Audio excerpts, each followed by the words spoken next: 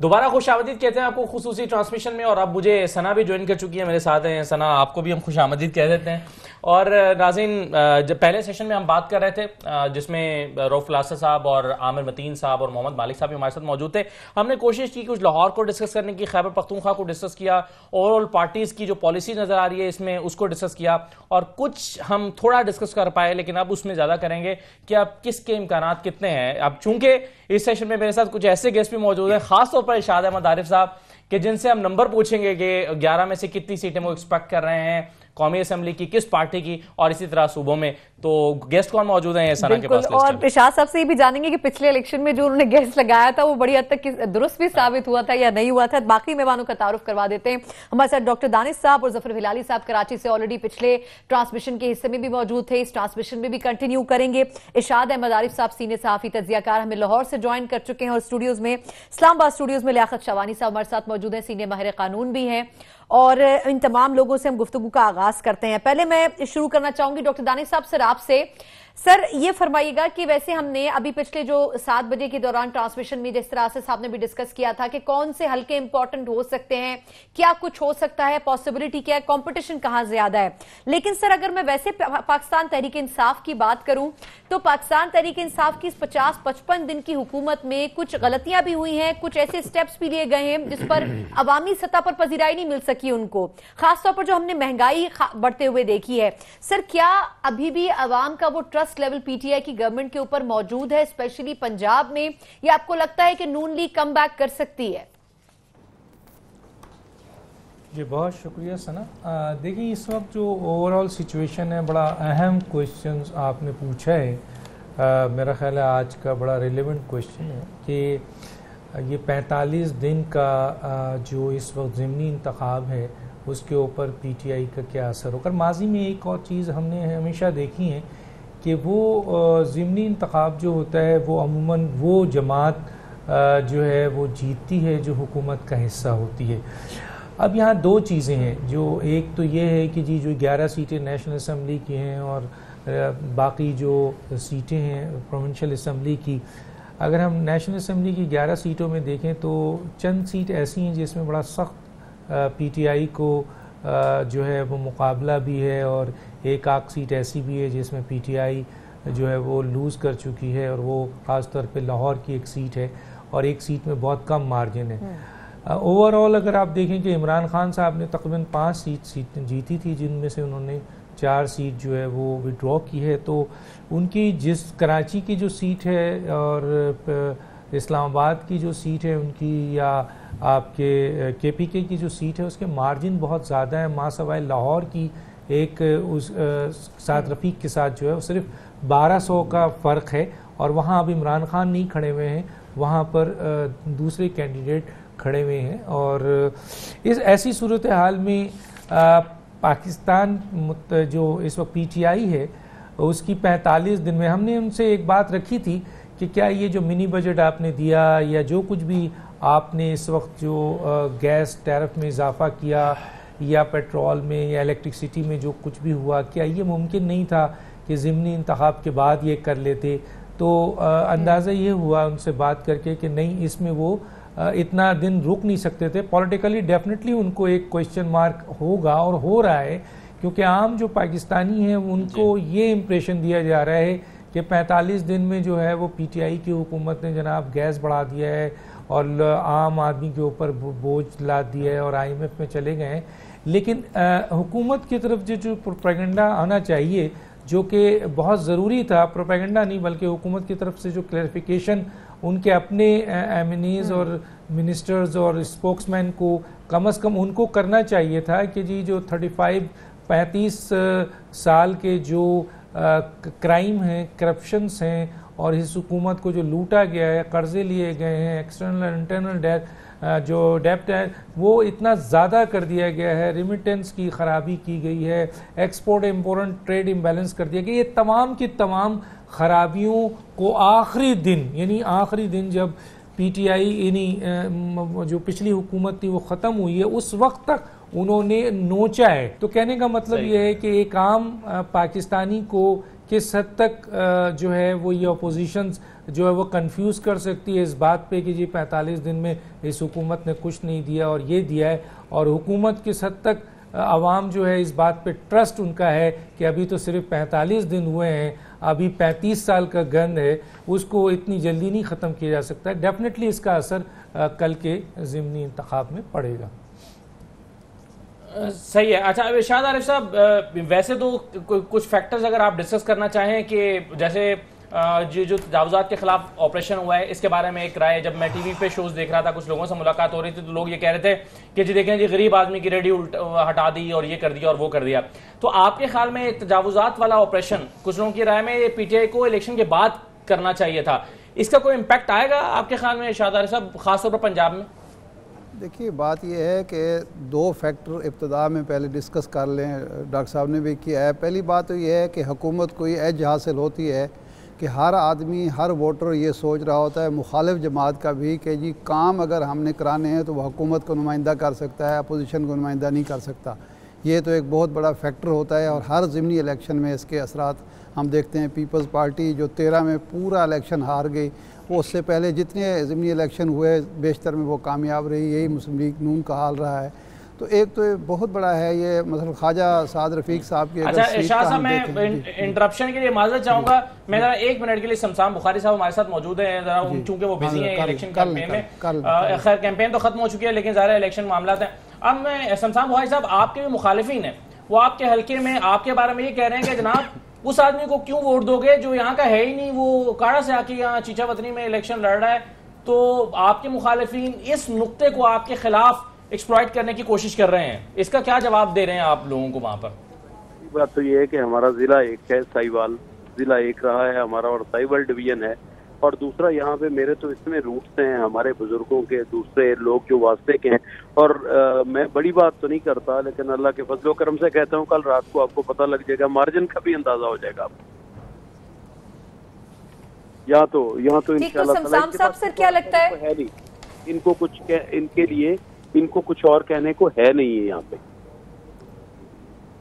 अच्छा शमशान साहब, सर पहले बीच में आपकी आवाज भी क्लियर नहीं आ रही थी। सर ये फरमाएगा कि आपके ख्याल में पंजाब में जिस तरह से साहब ने भी पॉइंट उठाया, ये जो आपने अनएक्सपेक्टेडली एक ऑपरेशन शुरू किया तजावुजात के खिलाफ, इसमें लोग कहते हैं कि जो वजीर बल्दियात हैं अलीम खान साहब, उनका बहुत असर रसूख इस्तेमाल हुआ है और बहुत सी इश्यूज ऐसे हैं जिसमें वो खुद आगे बढ़कर काम कर रहे हैं और उस तरीके से फंक्शनल नजर नहीं आते सीएम पंजाब जो लोगों की एक्सपेक्टेशन थी।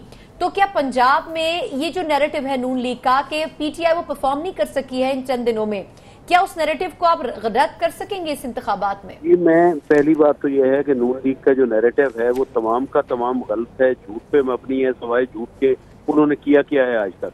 और दूसरी बात यह है कि तजावुजात के बारे में जो कमर्शियल जगहों पे और कब्रिस्तानों पे और जनाजगाहों पे लोगों ने कब्जे किए हुए हैं वो और बात है।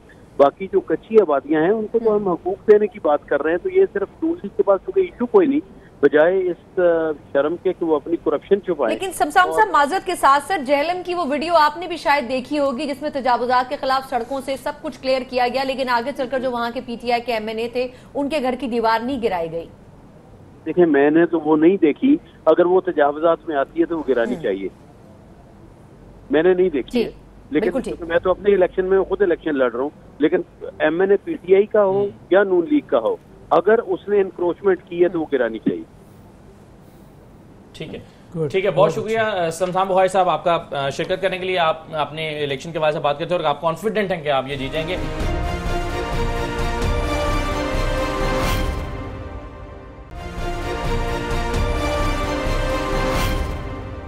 इरशाद साहब बात मुकम्मल करते हुए मैं चाह रहा हूँ जरा हल्कों पे डिस्कशन का भी साथ ही आगाज कर लें। तो आप अपनी बात मुकम्मल करते हुए मैं चाहूंगा कि NA 103 से और NA 103 फैसलाबाद पर जरा राय का इजहार कीजिएगा और NA 56 अटक पर भी। यहाँ पर सख्त मुकाबले हैं, आपके ख्याल में कौन फेवरेट है? आपका एनालिसिस क्या है इन दोनों हल्कों पर?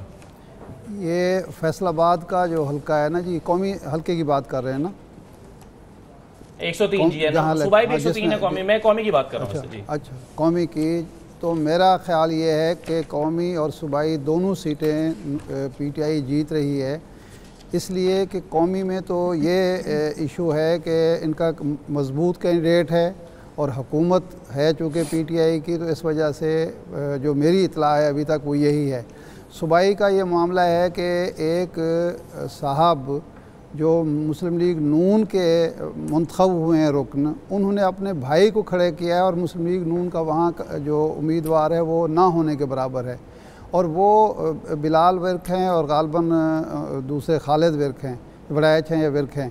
तो उन्होंने भाई को आज़ाद उम्मीदवार खड़ा ही इसलिए किया है कि वो अगर कामयाब हो जाए तो हम दोनों मिल के PTI में शामिल हो सकें। अगर इस बेस पे इलेक्शन लड़ा जा रहा है तो फिर आप समझ सकते हैं कि वहाँ नून लीग की पोजीशन क्या होगी और आज़ाद उम्मीदवार की पोजीशन क्या होगी। वो PTI की पोजीशन मजबूत नज़र आ रही है।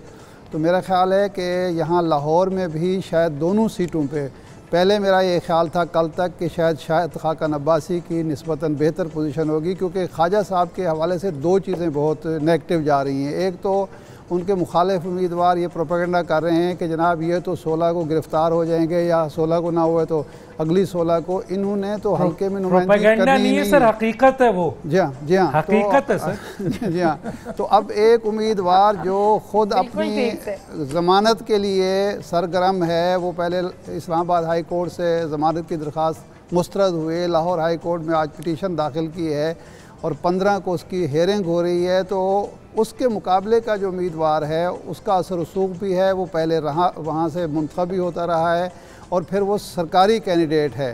तो सरकारी कैंडिडेट होने का और मुस्लिम लीग नून के कैंडिडेट का ये मामला है कि जी वो तो किसी वक्त भी जेल जा सकते हैं।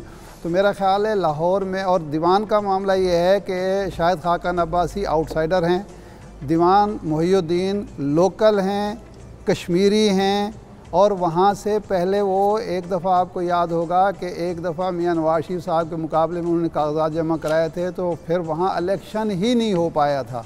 और वो मेरा ख्याल इस वक्त भी शायद आज़ाद कश्मीर कानून साज असम्बली के मेंबर भी हैं और वजीर भी वो रह चुके हैं। लेकिन 66,000 वोटों का डिफरेंस भी था इस हल्के में सर। वो हल्का भी नून लीग का एक मजबूत हल्का है, ये भी इसको भी तो आप देखेंगे ना। मैं ये कह रहा हूँ कि वो मजबूत तरीन हल्का है मुस्लिम लीग नून का, लेकिन इसको जहन में रखिए कि मजबूत तरीन हल्का अब वो हुकूमत का हल्का नहीं है।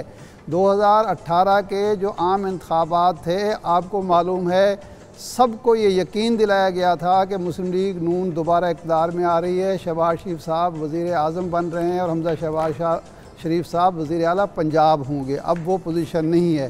तो मेरा तो नहीं ख्याल कि कोई बन्नू की भी यही कैफियत है।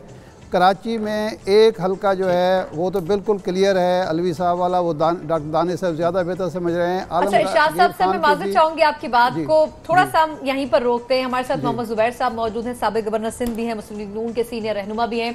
जुबैर साहब सर ये फरमाएगा कि अब इलेक्शन कैंपेन तो खत्म हो चुकी है, PTI की जिस भी शख्सियत से बात होती है वो इस बात पर कायम है कि PTI बड़ी सक्सेसफुली ये इलेक्शन जीतेगी जो बाई इलेक्शन है, लेकिन सर ग्राउंड वर्क पर हमें PTI की तरफ से वो कैंपेनिंग, वो एनर्जी नजर नहीं आती है सर। लेकिन नून लीग में भी शहबाज शरीफ साहब के अरेस्ट होने के बाद उस तरीके से कैंपेनिंग नहीं की।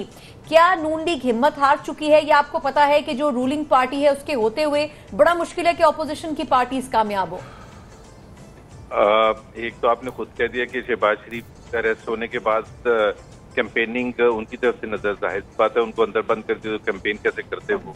नहीं सर, मैं ओवरऑल नून लीग की बात कर रही हूँ कि मोराल बड़ा डाउन नजर आता है। पार्टी तो कर सकती है सर, पार्टी मेरा ख्याल है बहुत भरपूर कैंपेन की है और पंजाब में इस कैंपेन को लीड किया था हमजा शहबाज ने। आपने देखा वो टैक्सिला, पिंडी, फैसलाबाद, लाहौर जलसे किए। और बाय इलेक्शन वैसे उस जाहिर सी बात है अगर आप जनरल इलेक्शन से कंपेयर करेंगे तो वो लेवल ऑफ पैशन किसी तरफ से भी नहीं होता। बट आई थिंक चूंकि इतने ज़्यादा इम्पोर्टेंट हैं ये बाय इलेक्शन, ये नहीं कि इससे कोई हुकूमत ऊपर नीचे हो जाएगी, लेकिन जाहिर सी बात है ये पहला टेस्ट होता है हुकूमत बनने के बाद कि जी उनकी in terms of popular support क्या उनकी पॉलिसीज या जो भी लोग एक्सपेक्ट कर रहे थे उसके हवाले से। जुबैर साहब कितनी सीट्स एक्सपेक्ट कर रहे हैं? आपका होमवर्क जो है वो क्या आपको नंबर बता रहा है? आप कितनी सीट एक्सपेक्ट कर रहे हैं कौमी असेंबली में 11 में से कल? देखिए लाहौर की 2 सीटें हैं, तो इंशाल्लाह ताला दोनों की दोनों हम जीतेंगे। बहुत NA 124 जो है वो बड़ी आसानी से इंशाल्लाह ताला और NA 131 भी अगर आप देखें जनरल इलेक्शन में भी 600-700 वोटों का फर्क था और वो इमरान खान से और उस पर हमारे कंसर्न भी थे, आपको पता है कि अभी भी हैं वो कंसर्न, लेकिन हम समझते हैं कि साद रफीक सीट निकाल लेंगे वो। इसी तरह से 2 प्रोविंशियल असेंबली की लाहौर में दोनों शहबाज शरीफ की छोड़ी भी हैं, आई थिंक वो भी हम बड़े आसानी से जीत जाएंगे। पिंडी की जो सीट है NA 60 और फिर टैक्सला में जो सीट है वो हम तो समझते हैं कि वो टफ होगा। टैक्सला वाली तो बहुत मुश्किल है सर। टैक्सला में तो वैसे जुबैर साहब 22,000 वोट थे आपके पिछली मरतबा कैंडिडेट के, तो वहाँ तो चौधरी निसार साहब की मौजूदगी में कोई पनप ही नहीं सकी की आदत नून लीग की, तो वहाँ तो मेरा ख्याल बड़ा फुकदान है, आपके उम्मीदवार ही नहीं मिलता, तो अभी भी मुकाबला मुश्किल नहीं है वहाँ। मेरा ख्याल है जनरल इलेक्शन में तो बिल्कुल क्लियर था कि चौधरी निसार एक क्या कहना चाहिए, एक पंगा ही किया था उन्होंने, तो मुस्लिम लीग नून ही के वोट उनको मिले थे, तो वो आपस में बट गए थे। तो इस वक्त वो सिचुएशन नहीं है, और सरफर साहब जो PTI के थे वो एक जाहिर है बहुत पावरफुल कैंडिडेट थे, तो वो नहीं है, उनकी जगह कोई और है, तो दैट इज वाई हम समझते हैं कि टैक्सला में हमारा अच्छा वो चांस है। NA 63 की भी बात कर रहे थे जुबैर साहब। NA 63 में वो कहते हैं कि जो हमारा नून लीग का उम्मीदवार जो कि अकील मलिक साहब हैं वो एक अच्छा उम्मीदवार होगा। मुझे समझ नहीं आती कि नून लीग कैसे दावा कर सकती है। उसकी वजह यह है कि वहाँ पर चौधरी निसार साहब हमेशा रहे हैं, और चौधरी निसार साहब खुद भी जीतना गुलाम सरवर खान साहब से बड़ा मुश्किल रहा है। कभी जीतते भी थे तो बहुत मुश्किल से जीतते थे, अक्सर हार भी जाया करते थे, और अब वो उनके अकील मलिक साहब यानी वहाँ पर PMLN की क़यादत पनप ही नहीं सकी, इस वजह से कि वहाँ चौधरी निसार रहते थे, उनके मौजूदगी में कोई और वो सोच भी नहीं सकता था कि मैं उठूँ नून लीग की तरफ से। तो कैसे NA 63 को आप देख रहे हैं, खासतौर पर गुलाम सरवर खान साहब का बेटा मंसूर हयात खान यहाँ से लड़ रहा है? देखिए असद, जनरल इलेक्शन और ज़िमनी इलेक्शन के मिजाज को, नेचर को समझे बगैर दुरुस्त तजिया मुश्किल है। ठीक है। जनरल इलेक्शन में माजी की ग्रीवेंसेस और परफॉर्मेंस को मद्देनजर रख के वोटर किसी जमात या उम्मीदवार को वोट करता है, जबकि ज़िमनी इलेक्शन में आल और इक़्तिदार ये डोमिनेंट फैक्टर होता है। 2013 में जिन जमातों ने इलेक्शन जीते, बाई इलेक्शन ऑलमोस्ट वही जीते, उसके अलावा लोकल गवर्नमेंट भी उन्हीं जमातों ने जीते जिनके सूबों में और हुकूमतें थी, उसी तनासब से वो जीते। वोटर के ज़हन में ये होता है कि मैं जीतने वाला जिसकी गवर्नमेंट है उसको जिताऊं ना, कि हारे हुए जो ऑपोजिशन वाले को जिताऊंगा मुझे फायदा नहीं हाल और इख्तिदार। दूसरी बात ये कि 25 जुलाई को जो लहर चली थी PTI के फेवर में, वो लहर अभी बाकी है और फर्स्ट बजट तक वो लहर बाकी रहेगा, उसमें फ्लक्चुएशन हो सकती है। इस वक्त जो डोमिनेंट फैक्टर है एक कि इसमें 6 सीटें जो है वो PTI ऑलरेडी जीत कर वो छोड़ रही है, तो इस तमाम जो साइकोलॉजिकल इम्पैक्ट है वो डोमिनेंट है। जिस हल्के का आपने जिक्र किया वो वाज़े तौर पे जो है वो PTI जीत चुका है, आज भी वो PTI का है, उसमें छोटे मोटे इख्तिलाफात ज़रूर हो सकते हैं लेकिन उसका कोई असर बिल्कुल भी नहीं पड़ेगा और आप देखेंगे PTI ये जीतेगी। बाकी तमाम पंजाब में या KP में, मोस्टली पंजाब में नून और जनून का मुकाबला हो रहा है, सिवाय एक हल्का है 131। साद रफीक साहब का पलड़ा इस सवारी से बारी है कि वो अपने पार्टी के साथ उनका वफा का रिश्ता है, जबकि अमायूं साहब जो है ये उनकी तीसरी या चौथी जमात है IJ को मिला के, तो ये एक फैक्टर है। उसके अलावा यहाँ पर साद रफीक चूंकि 680 वोट से हारे थे तो वो ओवरऑल रिकाउंटिंग की दरख्वास्त भी मंजूर उन्होंने दरख्वास्त भी दी थी, तो इस तमाम तर तनाजुर में फिर वो इसी हल्के के हैं, हमेशा वहाँ पर फाल रहते हैं और फोकस रहेगा इस हल्के पे PTI और नून दोनों का। यहाँ पर इंतखाबी मार्का जो है इनकलाबी अंदाज में कंटेक्स्ट किया जाएगा, यहाँ पर गवर्नमेंट की कारकर्दगी और अपोजिशन का बयानिया वो भी आमने सामने नजर आएंगे, तो ये दोनों जमातों के लिए बड़ा इंपॉर्टेंट है क्योंकि इमरान खान के हाथ से जो जाता हुआ सीट है अपना वही एक ये मुझे नजर आ रहा है। बाकी वो हमजा शहबाज की जो सीट था 66,000 वोट का लीड है। ये राय थी कि खान साहब को ये सीट प्रिजर्व करनी चाहिए बजाय इसके कि लेकिन उनको ये खौफ था कि किसी मरहले में इलेक्शन 680 का जो मार्जिन वो बहुत कम था, तो प्राइम मिनिस्टर साहब के लिए खतरा हो सकता था, वजीर आज़म ही ना रहे वो। तो ये है, तो इस बुनियाद पे मैं समझता हूँ ओवरऑल जो है इस ज़िमनी इलेक्शन में नून को जो है एक सीट इजाफी मिलने जा रहा है जो 131 है। बाकी कॉन्स्टिट्यूंसीज में PTI की जो पोजीशन है वो सिक्योर्ड है। इवन जो 11 सूबाई असम्बली की जो नशिस्तें हैं पंजाब में, उनमें 3 ऐसी नशिस्तें हैं जहां पर PMLN आ सकती है, जिसमें 164, 165, 2 लाहौर की और तीसरी कौन सी? एक जो है जो लगारी साहब का है 292। अच्छा, आप सूबाई असेंबली की वो भी मैं साथ मिला रहा हूँ। तो इस तमाम सूरत हाल में जो हमने देखा है, जो तारीख हमें बताती, उससे मैं यही नतीजा अखज़ कर सकता हूँ कि ये जो लहर है वो PTI के अभी तक फेवर में है। हाँ, मार्जिन जो है वो ओवरऑल जो है टर्नआउट वो कम होगा और उसमें ग्रीवेंसेस भी आपको नजर आएंगे। लेकिन एक जो पीटीआई का जो हार्ड लाइनर वर्कर्स है उसके लिए ये हयात और जीत का मसला भी है। वो समझते हैं कि हमारी जमात के साथ जो थिन मार्जिन है। पीटीआई के जो लीडर्स हैं वो उतने एक्टिव नहीं है। पीटीआई का कारकुन शायद कल एक्टिव फिर भी हमें नजर आ सकता है। एक मुख्तसर में वक्फा लेने दें, जहां इन्होंने पाकिस्तान तहरीक इंसाफ की पॉलिटिकल स्ट्रेटजी की बात की है, वहीं ऑपोजिशन ने भी ये कोशिश की है कि पाकिस्तान पीपल्स पार्टी और नून लीग मिलकर इत्तेहाद के साथ इस इलेक्शन में उतरे। कितना इससे फायदा हो सकता है ऑपोजिशन को कामयाब होने के लिए, इस पर भी हम बात करेंगे एक ब्रेक के बाद। हमारे साथ रहिएगा।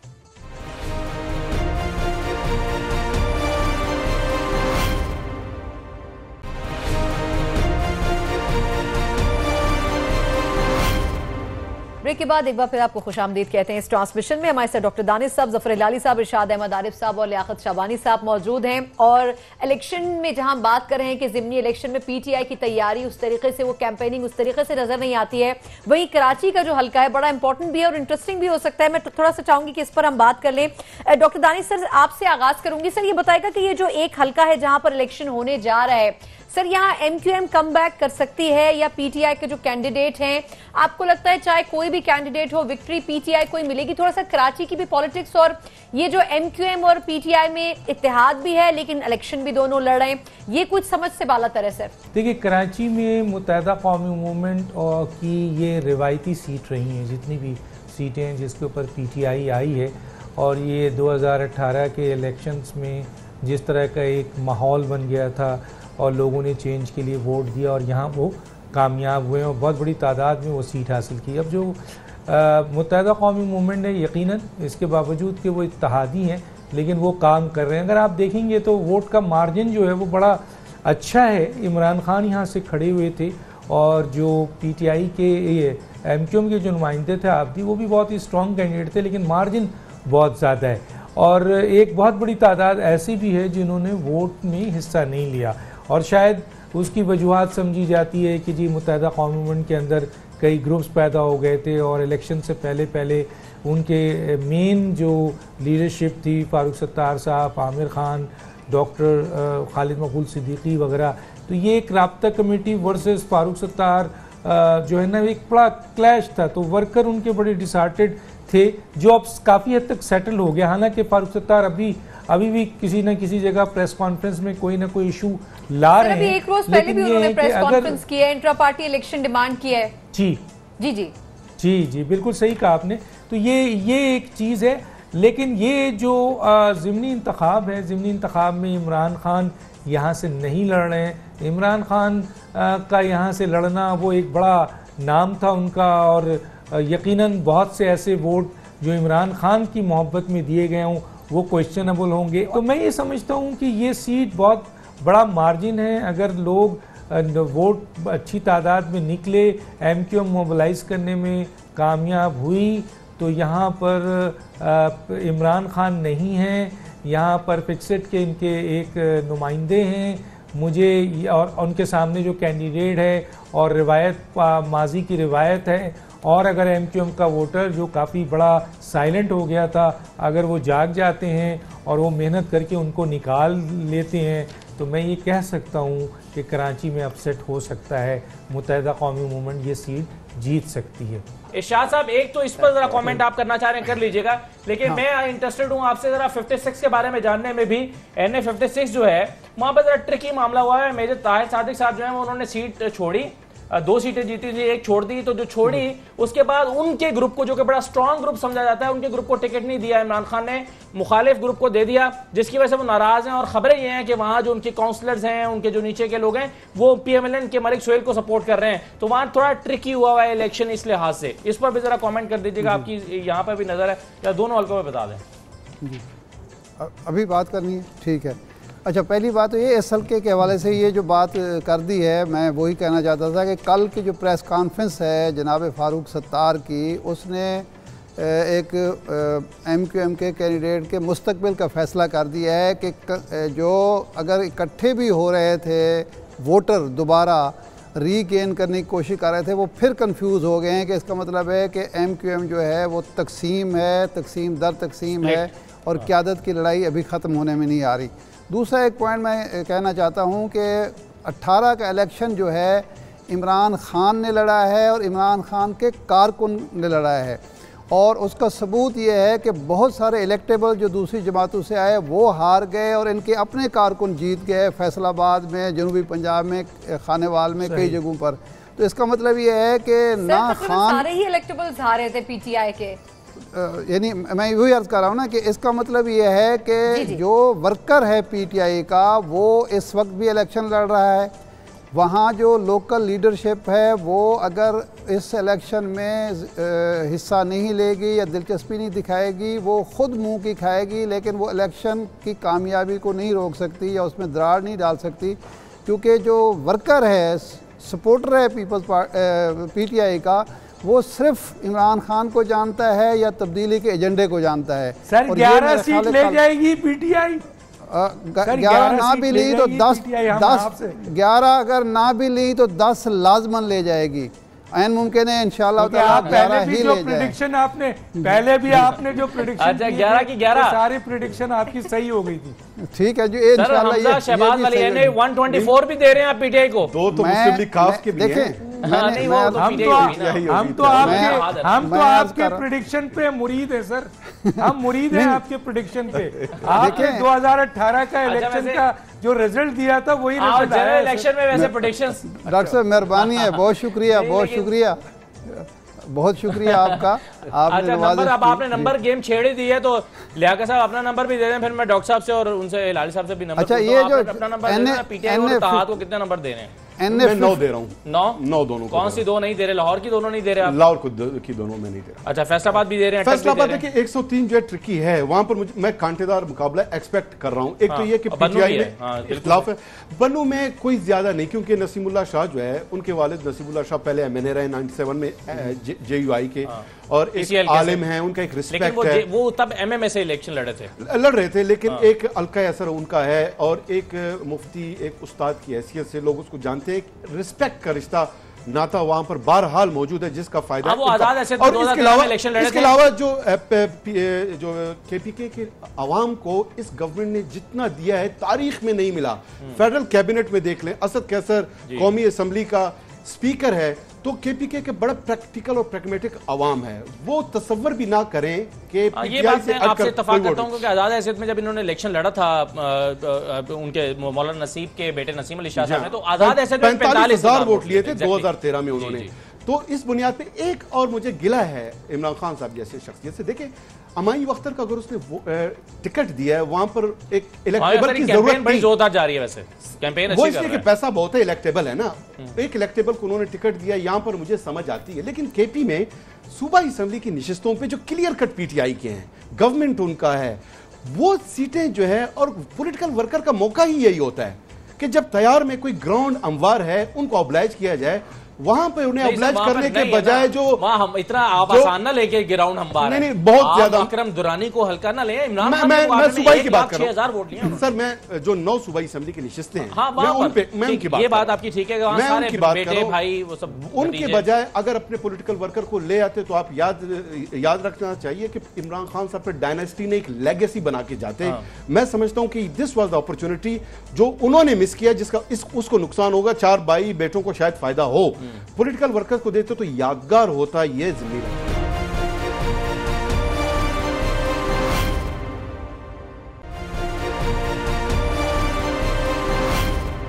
डॉक्टर दानिश साहब, सर आपने हैरत का इजहार किया 11 पर, वो तो मैंने भी किया, लेकिन आपके ज़हन में नंबर क्या है? आपके ख्याल में पीटीआई और इत्तेहाद से बुरा ज़ाहिर है चौधरी बरादरान, तो मिलकर कितनी सीटें आपके ख्याल में आप एक्सपेक्ट कर रहे हैं इनकी? देखिए ख्वाहिशात पे अगर दुनिया चलती तो मेरी ख्वाहिश भी उनसे अपना आरिफ साहब से मुख्तलिफ नहीं होती, लेकिन जो थोड़ा सा तनकीदी निगाह से मैं देख रहा हूँ तो उस पर मेरी जो मुझे समझ में आ रही है इस वक्त जो सूरत हाल है, और उसमें कुछ बहुत सारे फैक्टर्स इन्वॉल्व हैं, हुकूमत 45 दिन और मिस इन्फॉर्मेशन मिनिस्टर। मैं हमेशा कहता हूँ, बल्कि बहुत सारे लोग कहते हैं कि जो काम करना चाहिए हुकूमत के फेडरल इंफॉर्मेशन मिनिस्टर को, कि आम लोगों को ये तासुर देता है कि 45 दिन जो है वो कम है और इसमें 45 साल की खुराफात को नहीं लाया जा सकता, तो वोटर्स बहुत वो होते, जिस तरह इलाही साहब ने कहा था। तो मैं ये समझता हूँ कि शायद 8 सीट PTI के ज़िम्मे में आएगी इसहाक साहब, तो वो आरिफ साहब कभी नहीं मानेंगे। लेकिन आरिफ साहब की ख्वाहिशात की बुनियाद पर तो डेफिनेटली मैं भी उनके साथ खड़ा हूँ, लेकिन मुझे लगता है कि PTI 8 सीट ज़रूर निकाल लेगी। आप कौन सी 3 सीट्स पर आपको डाउट लग रहा है?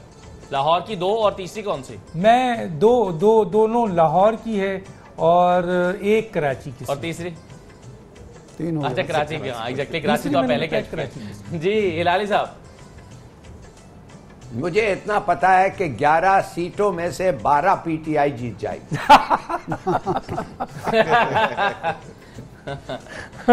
2000%। नहीं, 12 अगले हफ्ते जीत रहा है ना, 21 अक्टूबर को आरिफ अलवी का आरिफ अलवी साहब का भी 247।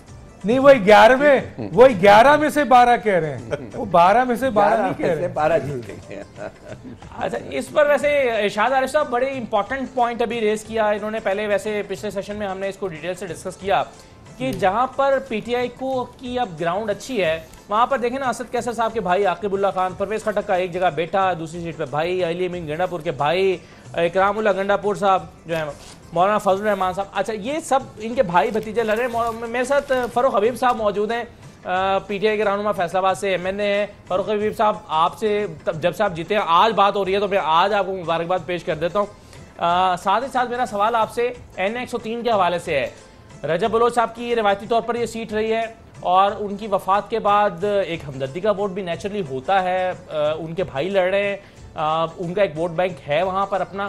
तो आपके ख्याल में PTI की पोजीशन क्या है वहां पर? देखिए, मैं ये समझता हूँ कि पाकिस्तान तहरीक इंसाफ ने जो है वो जनरल इलेक्शन के अंदर भी एक बड़ी कामयाबी हासिल की और स्टेटस को तोड़ा और अब ज़मीनी इंतखाबात हो रहे हैं बड़ी तादाद के अंदर पूरे मुल्क के अंदर। और उन्हीं में से फैसलाबाद भी ये हल्का 103 है जो कि दांगलेवाला में मौजूद है, और ये फैसलाबाद जो रूरल बेल्ट है उसके अंदर ये हल्का है, और जिसके साथ मामू गंज का हल्का, कंजवानी का एरिया और इसकी बेल्ट रावी की दरिया के साथ साथ ये एरिया है, और इसमें सतियाना का भी कुछ एरिया जो है वो शामिल है। और मैं ये समझता हूँ कि जो हमारे कैंडिडेट हैं सादुल्लाह बलोच साहब और ये फैमिली जो दूसरे कंटेस्टेंट हैं वो भी आपस में कजन हैं, और सादुल्लाह बलोच के वालिद साहब भी हैं वो पहले MNA रह चुके हैं। तो यहाँ पर एक बलोच कबीला है, दोनों मुस्लिम लीग नून के जो कैंडिडेट हैं उनका उसी कबीले से ताल्लुक है। तो मैं समझता हूँ कि तहरीक इंसाफ की पोजीशन वहाँ पर काफ़ी मजबूत है और बड़ी अच्छी इंतखाबी मुहिम जो चलाई गई है, जो मेरे तक इतलात हैं वहाँ पर, और इंशाल्लाह कल तहरीक इंसाफ जो है वहाँ से ये सीट नशिस्त जीतेगी। इसके ऊपर जो है वो इलेक्शन मुलतवी हो गया था एक उम्मीदवार की वफात के बायस, और क्योंकि पहले यहाँ पर इलेक्शन नहीं हुआ तो लिहाजा मैं समझता हूँ कि अब इस हल्के के लोगों को अपना हक रायदही इस्तेमाल करने का जो है ये जनरल इलेक्शन के बाद जो है वो पहला मौका होगा। ठीक है, बहुत शुक्रिया फ़ारूक हबीब साहब, बहुत शुक्रिया। मैं एक छोटा सा सवाल इरशाद साहब सर आपसे करना चाहूंगी। वैसे हमने सारी चीजों में बात की है, हल्के कल भी अब डिस्कस होते रहेंगे कौन सा इंपॉर्टेंट है, लेकिन सर नवाज शरीफ साहब से मुतालिक मैं एक थोड़ा सा टॉपिक से हटके क्वेश्चन करना चाहूंगी कि हम एक्सपेक्ट कर रहे थे कि नवाज शरीफ साहब शहबाज साहब के मंजर से गायब होने के बाद थोड़ा सा हमें एक्टिव नजर आएंगे। सुना भी कि वो कभी जल्द से शायद करने जा रहे हैं एक आज ज़िमनी इलेक्शन से मुतालिक, बट वो भी नहीं हो सका। तो आपके ख्याल में सर जरूरत नहीं थी कि मियां साहब बाहर निकलते, कुछ अवाम में जाते, थोड़ा सा उनको मोबिलाइज करते, या उन्होंने पहले ही एक्सेप्ट कर लिया था कि कुछ खास PTI के साथ कंपटीशन नहीं बिल्डअप कर सकेगी नून लीग? देखिए, मैं कल मियां नवाज शरीफ साहब से मुलाकात हुई है, कुछ एडिटर्स के साथ हम गए थे ताज़ियत के लिए। वहाँ जो सूरत हाल मैंने देखी और फिर बाद में आरिफ निज़ामी साहब ने कहा कि जी अलग से कोई मुलाकात होनी चाहिए जिसमें सियासी गपशप हो, तो उन्होंने कहा कि मैं अभी मौजूदा जो सिचुएशन है या जो मेरी जहनी हालत है उससे इजाज़त नहीं है सर, निकल आऊँ। और मैं उनकी बात कर रहा हूँ कि बेगम कुलसूम नवाज़ के फौत होने के बाद मैं अभी एक ख़ास कैफियत में हूँ, उससे निकलूँगा तो फिर इस पर सोचा जाएगा, ये उनके अल्फाज थे, मैं उनकी बात कर रहा हूँ। तो अगर डॉक्टर साहब जो कह रहे हैं ये बात है या वो गम है, सोगवार हैं और उन्हें सदमा है कि मैं अपनी बेगम के आखिरी औकात में उनके साथ नहीं रह सका, उसकी वजह से वो इस पोजीशन में अभी नहीं थे और शायद नहीं हैं कि वो बाहर निकलें और सियासत करें, क्योंकि पहले ही उन पर यह इल्ज़ाम लगा कि वो बीमार बीवी को अस्पताल में छोड़ के आ गए सियासत की खातिर। वो उनके लिए मेरा ख़्याल है बहुत एक समझना चाहिए कि बोझ है उनके जहन पर, और मुमकिन है वो अलहदगी में सोचते हूँ कि काश मैं ऐसा ना करता। तो इसलिए वो उनके लिए निकलना आसान नहीं था और वो नहीं निकले।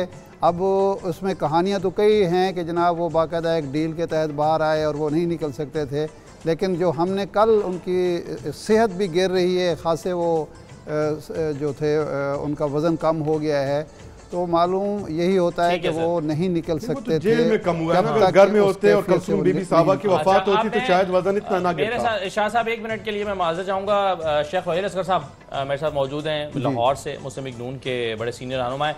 शेख साहब बहुत शुक्रिया, बहुत खुशामदीद। आपकी अब एक्सपर्ट ओपिनियन चाहिए। जो NA 131 है, आपसे मुझे याद है जनरल इलेक्शन से पहले भी हमने आपसे राय पूछी थी, और अब मैं दोबारा आपसे जानना चाहूँगा कि हुमायूं अख्तर साहब कितना टफ फाइट देंगे साद रफीक साहब को। अगर मैं कुछ कहूँगा तो मेरे ख्याल में शायद मुखालफत आ जाएगी। मेरे ख्याल में अगर तो कोई जिंदा लोग हैं वहाँ पे तो शायद उनके जहन में इस शख्स का जो साद रफीक के मुकाबले में, मैं अपनी बात नहीं कर रहा, मैं 2 शख्सियात की बात कर रहा हूँ जो आमने सामने है। एक शख्स जिसने अपनी सारी जिंदगी एक जमात के साथ गुजार दी, सियासी हालात भी हुए, मार खाई, जो भी किया गुजारी। दूसरा शख्स वो जो सिर्फ अपनी जिंदगी जीता है, जिसको सिर्फ अपने मकसद के साथ है, उसको जमात के साथ या जमात के काबिन के साथ कुछ नहीं।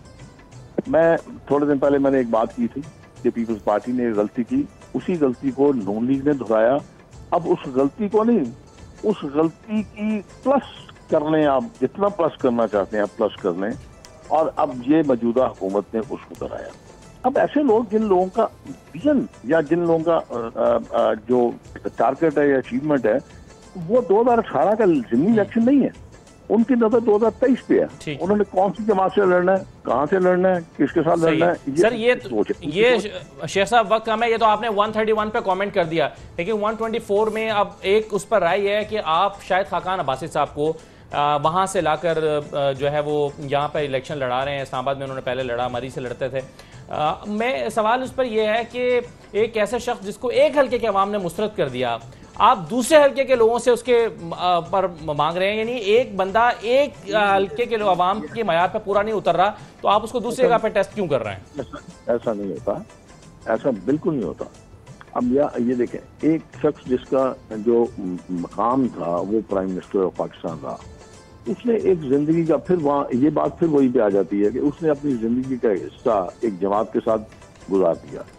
अब उसका स्टेटस को सामने रखते हुए कि अगर फर्ज कीजिए कि मरी के लोगों ने या इस्लामाबाद के लोगों ने ये फैसला किया कि नहीं हम इसको नहीं चाहते, हम दूसरे लोगों को चाहते हैं, जमात का भी तो कोई फर्ज होता ना कि अपने उस शख्स को जिसने जमात के साथ अपनी एफिलिएशन की, अपनी डेडिकेशन।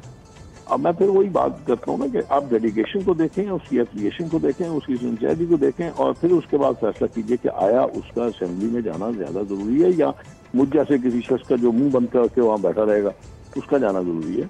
तो इसलिए बहुत सारी चीजें आपको ब्रॉडर प्रोस्पेक्ट में देखनी पड़ती है। ये नहीं देखना कि आपने मरी से वो जीता कि नहीं जीता। आपको याद होगा, अगर आप भूले नहीं तो मेरे ख्याल में मुस्तफा जबोई को आपने कहाँ से, सियालकोट से जितवाया, सिर्फ इसलिए कि एक सिंधी को सिंध वालों ने। सही है, ऐसा बहुत होता रहा है। बेशुमार सेनेटर्स भी हम लाहौर से ले जाके कराची से मुंतखब होते हैं और मुस्तफा नवाज को होकर बेशुमार लोग हैं। बहुत शुक्रिया शेख साहब, मैं तफसील से इस पर बात होगी आपसे, वक्त खत्म हो गया है। बहुत शुक्रिया आपका शेख साहब हमसे गुफ्तगू करने। और तमाम पैनलिस्ट का भी शुक्रिया करना चाहेंगे। नंबर बता दें आप जाते हैं अपना। मैं अपना नंबर नहीं बताऊंगी, लेकिन ये जरूर है कि लाहौर में जो 2 हल्के है उसमें बड़ा इंटरेस्टिंग होने जा रहा है कल इलेक्शन, तो उसके लिए जरूर इंतजार करेंगे। और हम तमाम नाज़रीन से इजाजत भी चाहेंगे। कल फिर आपसे मुलाकात होती है, तब तक के लिए अल्लाह हाफिज।